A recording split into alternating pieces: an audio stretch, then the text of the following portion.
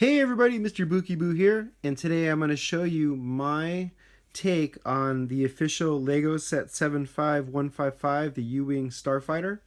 Uh, First, let me say, when Rogue One first came out, after I saw it, I was really excited to get this set, to get actually all the sets.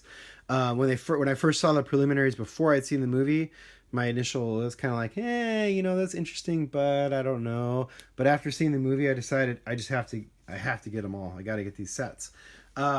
This set I was pleasantly surprised with. I got this for Christmas as a present, and it was a fun build, pretty straightforward, basic Lego Starfighter build. But there were a few things that I didn't like about it, which I attempted to correct with my take on the set. The first thing that you'll notice, which is probably one of the easiest things to do, is I actually made the engines a little bit bigger. You can see here the Lego set, the official set, has two of these round. I don't even know what these parts are called, but two of these round parts right here. I simply just added a third one and just attached them. Just reconfigured like the Technic bits inside and the posts and the poles and all that, and just extended it by one piece. And I did that all the way around. It gives the engines a little more heft. It makes it look a little bit closer to like what you see in the movie. And the second thing that I did, which is actually the main guts of my version of this, is I've heard online, I've seen a lot of people complaining about the passenger compartment. So what I did in my model, and you can see if I tilt this up just a little bit, is I've made the passenger compartment bigger. Now what I have here in front of me, this is the original passenger compartment that comes with the official set. You can see it's pretty straightforward. It's held in place by the two Technic bars with the pins. But the main problem right here is there's not a lot of room in here for minifigures. You can maybe squeeze 4, maybe 5 if you're lucky in here. And the other problem was with the way that doors worked with the sliding doors, which was a really nice feature. But the way they'd slide, the doors would actually hang out on the end here. So I could barely get my hands in there. My kids were a little more successful getting their fingers in there to put figures in there, but it was almost impossible to work in this small, tiny area. So what I did on my version is I made the compartment a lot bigger. So as you can see, it's basically 4 studs longer, the actual passenger compartment, and that's, you can see represented right here with this extra hatch that I put on. The design of it is almost identical to the original set otherwise, except for the canopy in the front, which was the biggest hindrance to the original set. If you look, you'll see the original canopy here, and then you'll see my canopy, which is just a standard Starfighter canopy that I put in its place. That allowed me to make the passenger compartment much bigger. I kept the door opening in the rear here the same.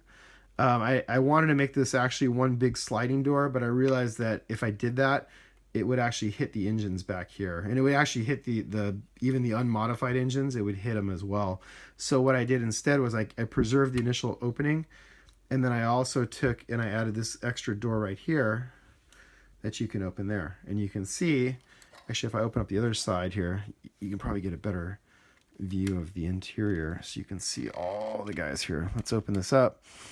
But if you look inside, you can actually see there's a lot more room inside my compartment here. And you can see I've actually got 5 minifigures inside here at the moment. If I flip it around, you can see a little bit better. So there's a lot more room. You can easily get into the compartment. You can reach in there. You can put the minifigures in and out. I decided not to add the what are those called? The little the stud firing blasters. You could easily add those in if you needed to. I decided not to on my creation. I might add them later. I don't know. But it's basically, there's a lot more room in here. And and the main thing I did was just adding the smaller canopy and extending it out 4 studs towards the front was the main thing that I did. Now to attach it attaches exactly the same in the rear. So if you look on the original, this bar attaches in the exact same place on the main part of the model. What I did though is I basically took the second Technic bar and pushed it forward 4 studs, and you can, if you look inside, you can barely see it inside there. And actually, what I did then is I added a Technic pin in the cockpit in the top, which, if you look really closely, you can see it right under the control panel here.